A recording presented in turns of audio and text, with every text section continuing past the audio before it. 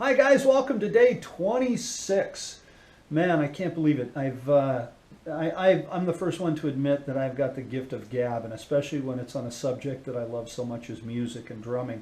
But it's hard to believe for me even that I've made it through 26 days of talking about nothing but what I feel to be practical advice on the music business and on being a drummer or a professional musician, I should say.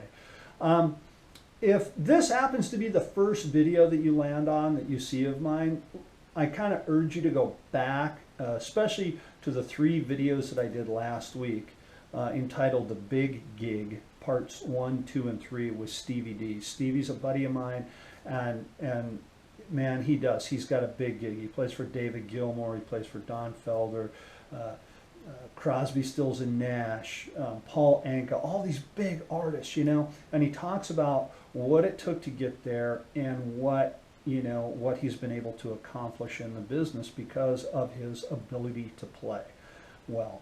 And I want to kind of recap some of the things that he talked about that I'm going to talk to all of my students about this week, and stuff that I learned from him, and so I think these things are just kind of some bullet points that I want to hit on and go over, that he hit on in his video, again, that I learned from him.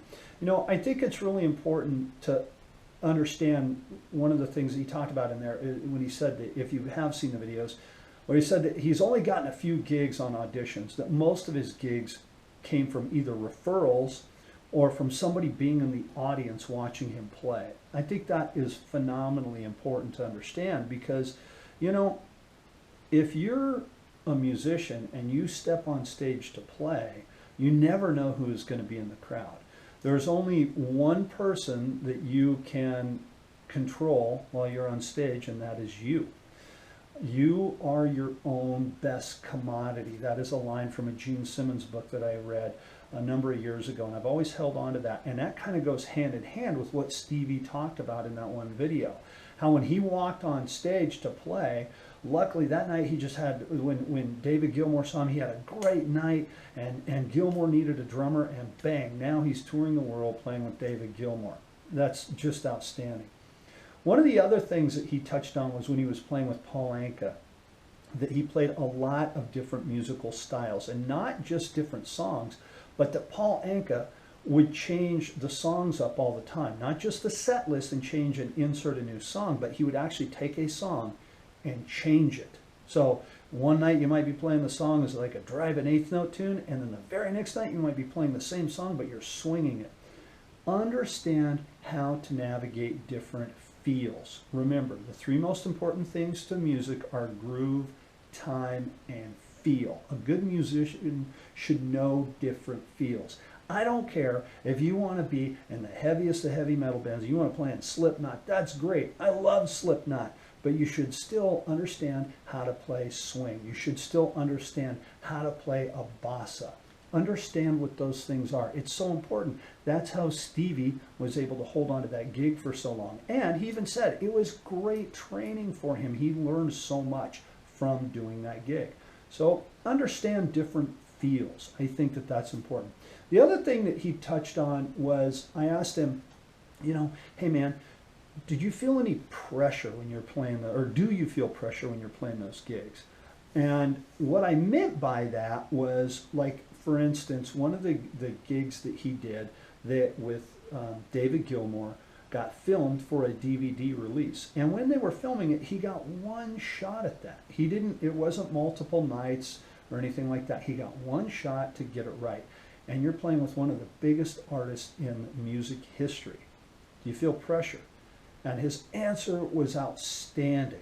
His answer was, the biggest pressure that he feels is from himself. Again, it comes back to being responsible for you, being responsible for your playing so that you play well, that you are your own best commodity. And when he gave that answer, I just thought it was phenomenal. He also talked about how the biggest fatigue that he felt after a show was the mental fatigue, because he concentrated and focused so much on the gig.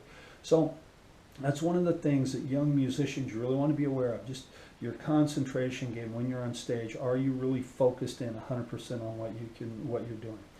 So anyway, those are kind of my thoughts, and I'm going to be talking about that pretty much all week with my students this week, and I too am going to be sitting at my drum sets and practicing different feels. I talked in one of the videos last week, and I talked to my clinic about how I work on a lot of different stuff, and right now I happen to be going through John Riley's The Art of Bop Drumming, and so I'm going to go and work on some of my jazz feel with The Art of Bop Drumming. Thank you guys for watching. Tomorrow I'm going to be doing a video just specifically on feel. Okay, just specifically on feel, and I'm going to use some hand percussion instruments, so this should be a lot of fun.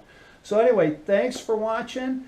Thank you for all your great suggestions on videos and your great comments and messages you've been sending me on Facebook. I greatly appreciate it. So today was day 26. I will see you tomorrow in day 27. Thanks for watching.